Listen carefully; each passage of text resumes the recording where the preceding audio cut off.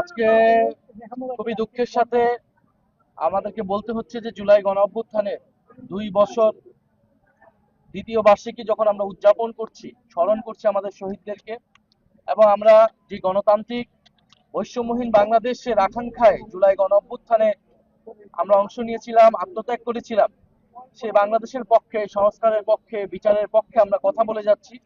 সেটার জন্য সারা দেশে আমাদের যে জুলাই পদযাত্রা চলমান ছিল, তারই অংশ হিসেবে আপনারা জানেন হবিগঞ্জে হত্যার উদ্দেশ্যে হামলা হয়েছে, একটি কিশোরের চোখ কেড়ে নেওয়া হয়েছে। যেখানে শেখ হাসিনা জুলাই গণ অভ্যুত্থানে শত শত ছেলে মেয়ের চোখ কেড়ে নিয়েছে, এই সরকার, তারেক রহমানের সরকার এসে 5 মাসের মাথায় একজন কিশোরের চোখ কেড়ে নিলে আমরা বুঝতে পারছি এই সরকার পুরনো পথেই, স্বৈরাচারের পথেই হাঁটছে। অগণতান্ত্রিক ভাবে তারা ক্ষমতায় থেকে দেশকে নৈরাজ্যের দিকে নিয়ে যাচ্ছে।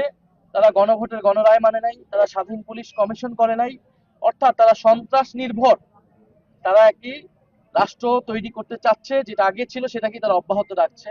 এবং যিনি স্থানীয় এমপি, যিনি একজন হুইপ, তিনি যেখানে দলকে নিয়ন্ত্রণ করার কথা, তিনি নিজেই সন্ত্রাসী পালছেন এবং তার অনুসারীরা এখানে দিবালোকে এবং সন্ধ্যার সময় সকলের সামনে স্পষ্টভাবে হামলা করেছে। একেএস অর্জন করলো গিনেস ওয়ার্ল্ড রেকর্ডস। একেএস এখন হামলা হয়েছে, আমরা এখন পর্যন্ত গ্রেফতার দেখিনি, কারণ পুলিশ বলছে মামলা হয়নি। ফলে মামলা করার জন্য আমাদের বিক্ষোভ মিছিলকে কিন্তু আমরা স্থগিত করেছি, যেহেতু 144 ধারা এবং পুলিশ অনুরোধ করেছে আমাদের, আমরা মামলার জন্য আসতে দিয়েছি, তারা মামলার জন্য আমাদেরকে প্রথমে আসতে দেয়নি, বাধা দিয়েছে কয়েক দফায়। আমাদের মাহমুদা মিতু, ওনার গায়ে হাত তুলেছে পুলিশ, এবং কিন্তু আমরা বলেছি মামলা না নিয়ে আমরা মাঠ ছাড়বো না, আমরা হবিগঞ্জ ছাড়বো না। হবিগঞ্জের মাটিতে প্রয়োজন আমাদের লাশ পড়ে থাকবে, কিন্তু আমরা মামলা হওয়া পর্যন্ত অপেক্ষা করব। এবং একটা পর্যায়ে পুলিশ মামলা করতে আমাদেরকে এই ক্যাম্পে নিয়ে এসেছে। আমরা অভিযোগ দায়ের করেছি, তারা 2 ঘন্টার মধ্যে, রাতের মধ্যে বলেছে মামলার কোর্ট দিবে।